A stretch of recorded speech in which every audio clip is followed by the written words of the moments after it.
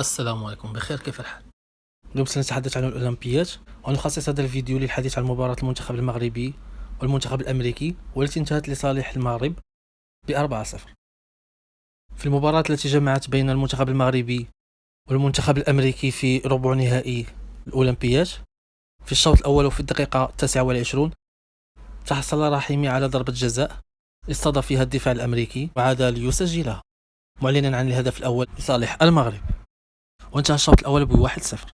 مطلع الشوط الثاني استمرت النتيجة على حالها لغاية الدقيقة 63 ليسجل إلياس أخوماش الهدف الثاني للمنتخب المغربي.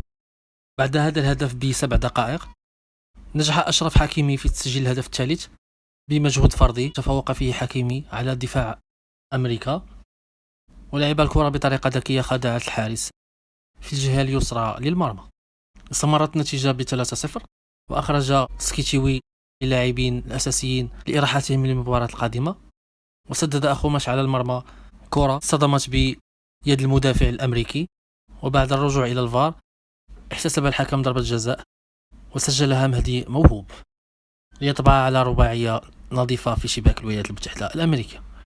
مبروك للجماهير المغربية هذا الفوز، ونتمنى أن يستمر هذا المستوى في اللقاء القادم في نصف النهاية إن شاء الله.